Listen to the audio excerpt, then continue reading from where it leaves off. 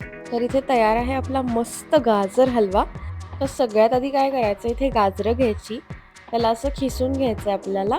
तर थोडी मोठी गाजरं घ्यायची, खिसायला सोपी जातात.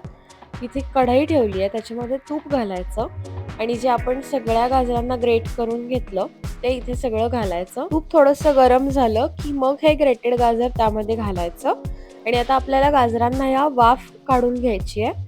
सो आपण आता हे इथे झाकून ठेवलं होतं, आता इथे वाफ काढून घेतली आहे एक. तर आता मी परत ह्याला थोडंसं अजून वाफ काढायला ठेवून देते. गाजरं मऊ शिजली पाहिजेत एवढी आपल्याला वाफ काढून घ्यायची आहे आणि त्यानंतर मग आपण ह्याच्यामध्ये फ्रेश पिशवी फोडून डायरेक्ट दूध ॲड करणार आहे. असं पिशवी फोडून डायरेक्ट दूध आपण ह्याच्यामध्ये घातलं की त्याची टेस्ट खूप सुंदर येते हलव्याला.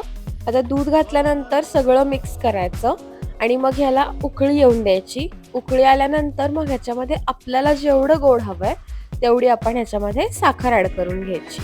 साखर ॲड केल्यानंतर सगळं परत मिक्स करून ठेवायचं आणि दूध आटेपर्यंत वाट बघायची. मी शॉपमध्ये सकाळी गेले होते तर मला तिथे ही स्नॅपेनची वेलची पावडर मिळाली, त्यामुळे मी ती घेऊन आले.